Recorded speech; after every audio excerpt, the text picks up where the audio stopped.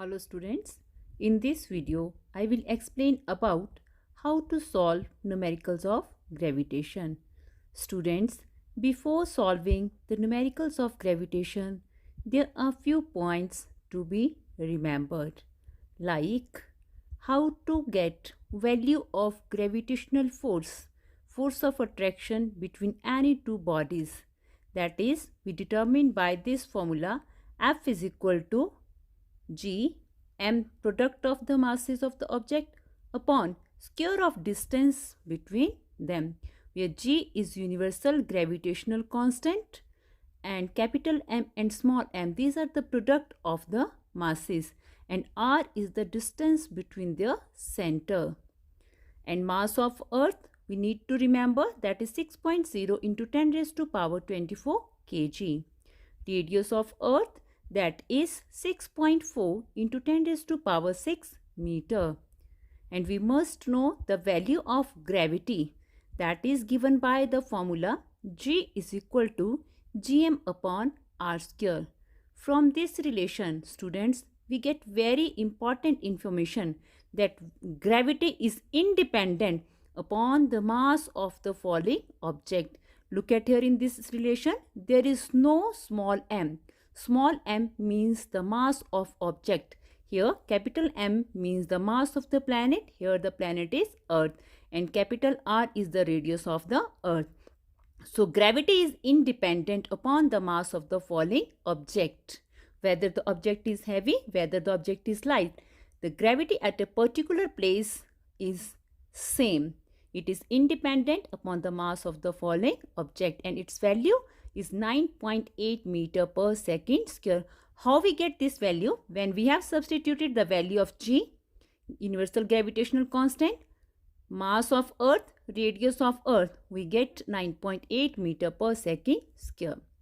By substituting the mass of earth, mass of moon, radius of moon, in this equation we get the value of gravity on moon, that is 1.62 meter per second square. Students, the gravity on moon is 1/6 the gravity of earth.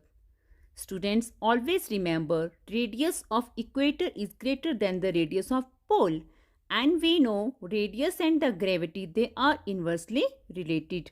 More is radius, less will be the value of gravity. So gravity at pole is greater than the gravity at equators. Students, you must remember the equation of motion for free fall. Like first equation of motion, V is equal to U plus GT. Second equation of motion, H is equal to UT plus half GT square, and V square minus U square is equal to 2GH. There are the few things you need to remember. When a body is falling vertically downward, students, always try to draw the diagram. It will be easy for you to solve the numerical. As the motion is from upward to the downward direction, the velocity will increase because due to the acceleration caused because due to the gravity of the earth. If the velocity is increasing, it means the value of acceleration is positive. That is why for downward motion we take the value of G positive. G is positive 9.8 meter per second square. One thing more you have to remember, initial value for this type of motion is always taken as 0. U is equal to 0. Got it? Now, when the body is thrown vertically upward, now as the motion is in the upward direction, that is to the opposite to the direction of earth gravitational pull, so here velocity will decrease, and at the highest point it will become 0. So V is equal to 0 at the highest point. Clear? And as the motion is opposite to the direction of force of gravity of the gravitational force of the earth, so G we will take here minus. G is equal to minus 9.8 meter per second square. These are the very important things need to remember. One more thing you have to remember, the time taken by the body to rise to the highest point is always equal to the time taken by it to fall to the same height. Means time of ascent is equal to time of descent. Clear? And last and very important, weight is equal to mass into acceleration due to gravity. Because we know weight is nothing. Weight is force of attraction caused by the earth on the object. Because this is force and we know force is mass into acceleration. So instead of force we will write weight. And instead of acceleration, now this is acceleration caused due to gravity of earth, we'll write acceleration due to gravity. So formula of weight is equal to mass into gravity. Because it is a force, so SI unit will be same as that of force, that is your Newton. Let us solve some basic numericals based on the gravitation. First numerical, the mass of sun is 2 into 10 raised to power 30 kg and mass of earth is 6 into 10 raised to power 24 kg. If the average distance between the sun and the earth is 1.5 into 10 raised to power 8 kilometer, calculate the force of gravitational between them. The distance is given between the earth and the sun. Clear? That is given 1.5 into 10 raised to power 8 kilometer. Convert into SI unit, that is your meter. It is 1.5 into 10 raised to power 11 meter. Mass of the sun is given 2 into 10 raised to power 30. Mass of the earth is given. We know how to calculate the gravitational force. F is equal to G, universal gravitational constant, product of their masses, upon square of the distance between them. By substituting this value, we get 3.57 into 10 raised to power 22 Newton. Come to the second problem. A piece of stone is thrown vertically upward. It reaches the maximum height in 3 seconds. If the acceleration of stone to be 9.8 meter per second square directed towards the ground, calculate the initial velocity of the stone with which it is thrown upward. Students, again the same advice. Draw the diagram. Look at this motion. That is in the upward direction. Means opposite to the force of attraction caused by the earth. So here we will take G as negative. Because velocity is decreasing at the highest point, it becomes 0. So final velocity is 0. Clear? We have to find out the value of initial velocity. Time is given 3 seconds. So by using first equation of motion, that is equal to V is equal to U plus GT, we get the value of initial velocity. Come to the third problem. The earth gravitational force causes an acceleration of 5 meter per second square in a 1 kg mass somewhere in the space. How much will the acceleration of 3 kg mass be at the same place? Students, do not get confused while solving this type of problem. You always keep in mind, you always have to keep in mind one thing, that mass of object does not change. It remains the same, because what is mass? Mass is the quantity of matter contained in a body. That will remain the same, whether on earth, whether on moon, whether on other planet. Clear? So, from gravity, expression of gravity, Gm upon r square, we find that G does not depend upon the mass of body.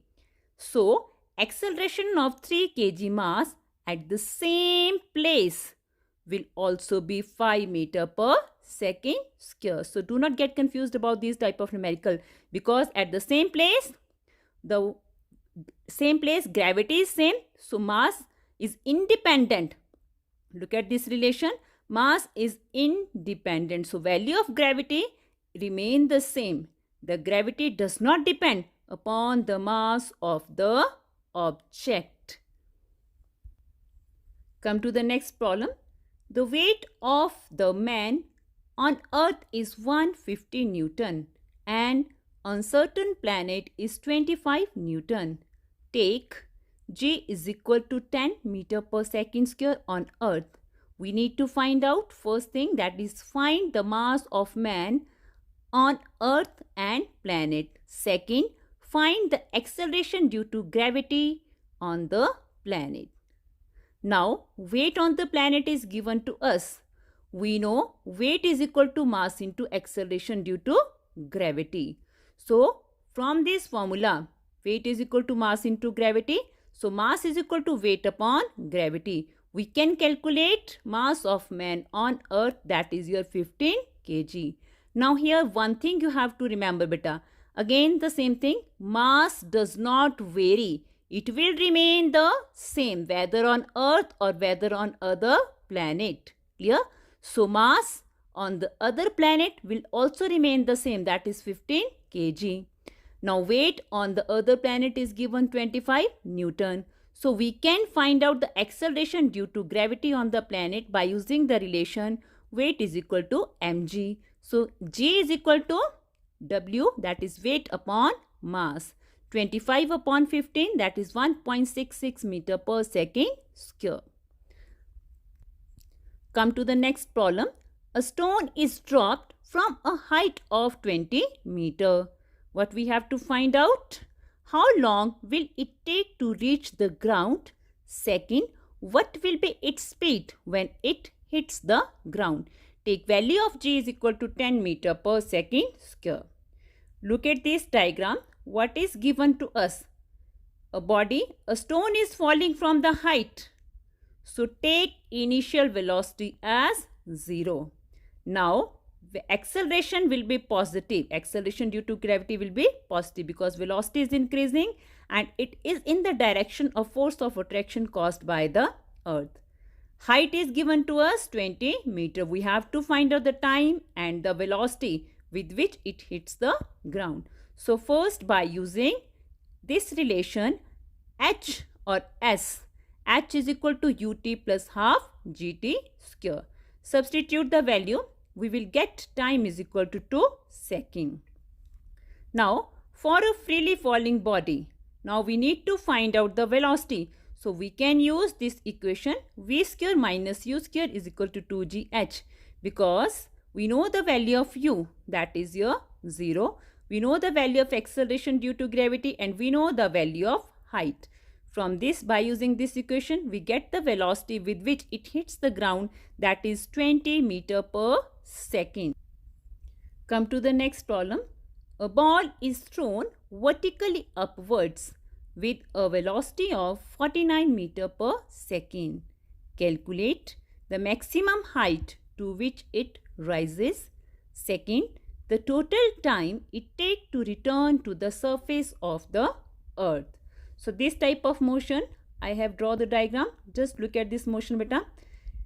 In motion toward the upward direction, the final velocity means when the object reaches at maximum height, v becomes 0. Now motion is in the opposite direction to the force of attraction of the earth. So g will be minus 9.8. Initial velocity is given to us. Clear? So by using v square minus u square is equal to 2gh, we will find out this value of height. Clear students? Now we need to find out the time of ascent. How we can find out the value of time of ascent? By using first equation of motion, v is equal to u plus gt. So by substituting this value, we get time of ascent is equal to 5 seconds. We know time of ascent is equal to time of descent. Clear? So total time is equal to time of ascent plus time of descent. As the time of ascent is 5, so time of descent will also be 5 seconds. So total time taken by it to return to the earth's surface is 10 seconds. Clear students? Thank you students.